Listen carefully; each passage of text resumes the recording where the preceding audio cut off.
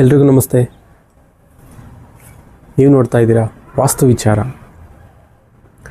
ನೋಡಿ, ವಾಸ್ತು ಅಂತ ಬಂದಾಗ ಆ ಸೈಟು ಈ ಸೈಟು ಅಂತ ಏನಿಲ್ಲ, ಎಲ್ಲ ಒಂದೇ ಸೈಟೇ. ಬಟ್ ನಾವು ಅಲ್ಲಿ ಹೇಗೆ ಮನೆಯನ್ನು ಕಟ್ಕೊಳ್ತೀವಿ ಅನ್ನೋದ್ರ ಮೇಲೆ ಡಿಪೆಂಡ್ ಆಗಿರುತ್ತೆ ಅಷ್ಟೇ.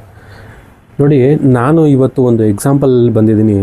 ಸೌತ್ ಫೇಸಿಂಗ್ ಸೈಟು ಯಾವ ರೀತಿ ಇರುತ್ತೆ ಮತ್ತು ಅದರಲ್ಲಿ ಒಂದು ಪರ್ಫೆಕ್ಟ್ ಪ್ಲ್ಯಾನಿಂಗು ಯಾವ ರೀತಿ ಮಾಡ್ಕೋಬೇಕು ಅನ್ನೋದನ್ನು ನಾನು ಇಲ್ಲಿ ತೋರಿಸ್ಕೊಡ್ತಾ ಇದ್ದೀನಿ. ಹಾಗೆಯೇ ಇಲ್ಲಿ ನಾನು ಒಂದು ಸೌತ್ ಫೇಸಿಂಗಲ್ಲಿ ಪರ್ಫೆಕ್ಟಾಗಿ ಯಾವ ರೀತಿ ಬರಬೇಕು ಅನ್ನೋದನ್ನು ಈ ವಿಡಿಯೋದಲ್ಲಿ ತೋರಿಸ್ಕೊಡ್ತಾ ಇದ್ದೀನಿ. ನೋಡಿ, ಯಾಕೆ ಸೌತ್ ಫೇಸೇ ತೊಗೊಂಡಿದ್ದೀನಿ ಅಂತ ಅಂದರೆ, ಈಸ್ಟ್ ಫೇಸು ಎಲ್ಲರೂ ಕಟ್ತಾರೆ ಈಸಿಯಾಗಿ, ಮತ್ತು ನಾರ್ತ್ ಫೇಸು ಎಲ್ಲರೂ ಈಸಿಯಾಗಿ ಕಟ್ತಾರೆ. ಸಣ್ಣ ಪುಟ್ಟ ಮಿಸ್ಟೇಕ್ಸ್ಗಳು ಮಾಡ್ಕೋಬೋದು. ಆದರೆ ಸೌತ್ ಫೇಸಲ್ಲಿ ಪರ್ಫೆಕ್ಟಾಗಿ ಯಾವ ರೀತಿ, ಎಲ್ಲಿ ಏನು ಜಾಗ ಹೊಡಬೇಕು, ಎಲ್ಲಿ ಎಂಟ್ರಿ ಯಾವ ರೀತಿ ಇರಬೇಕು, ಅದನ್ನು ಪರ್ಫೆಕ್ಟಾಗಿ ನೋಡಿ ಈ ಒಂದು ಪ್ಲ್ಯಾನಲ್ಲಿ ನಾನು ನಿಮಗೆ ತೋರಿಸ್ಕೊಡ್ತಾ ಇದ್ದೀನಿ.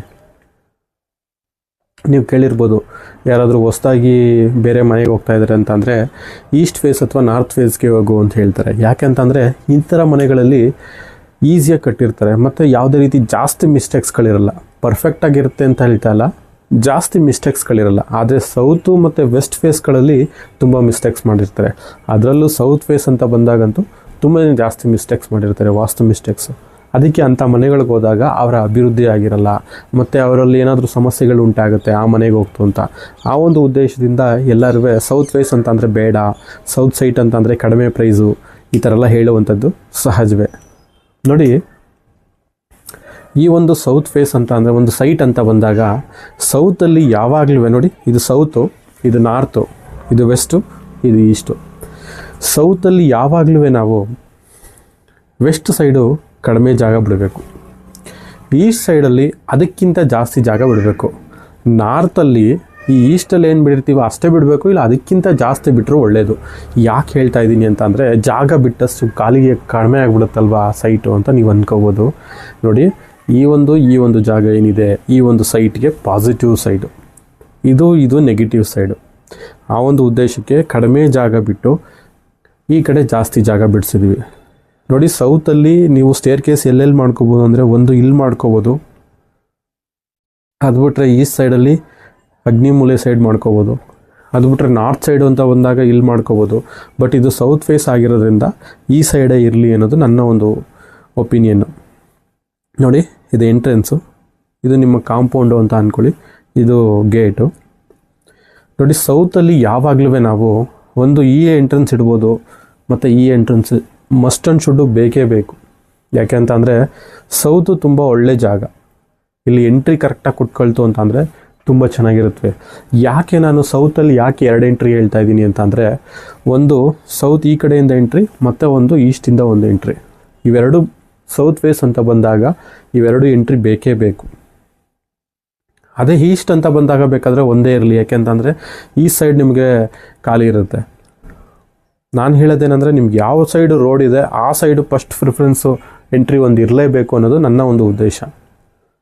ನೋಡಿ, ಇಲ್ಲಿ ಎಂಟ್ರಿ ಆಗ್ತೀವಿ, ಇದು ಕಿಚನ್ನು, ಸಿಂಕ್ ಈ ಕಡೆ ಬರುತ್ತೆ, ಕಿಚನ್ಗೆ ಎಂಟ್ರಿ ಇಲ್ಲಿ, ಇದು ಪೂರ್ತಿ ಹಾಲ್ ಬರುತ್ತೆ, ಇದೊಂದು ರೂಮು, ಇದನ್ನು ದೇವ್ರ ಮನೆ, ಇದು ಇನ್ನೊಂದು ರೂಮು, ಇದು ಬಾತ್ರೂಮ್ಗೆ ಎಂಟ್ರಿನೂ ಕೂಡ ಈ ಕಡೆಯಿಂದ ಬರುತ್ತೆ, ಇದು ಯುಟಿಲಿಟಿ.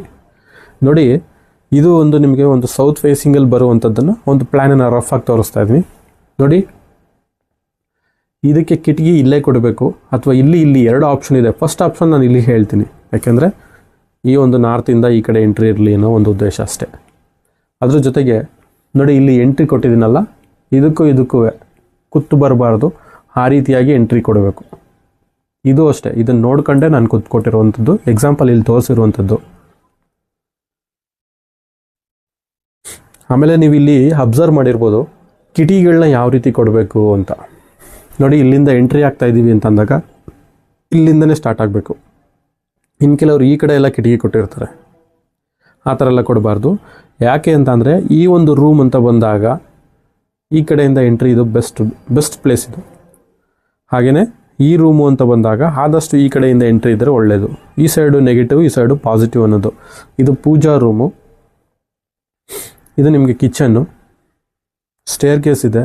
ಮತ್ತು ಈಸ್ಟಲ್ಲಿ ನಾವು ಮಿನಿಮಮ್ ಅಂತ ಅಂದರೂ ವೆಸ್ಟಲ್ಲಿ ಏನು ಬಿಟ್ಟಿದ್ದೀವಿ ಅದಕ್ಕಿಂತ ಜಾಗ ಜಾಸ್ತಿ ಬಿಡಬೇಕು.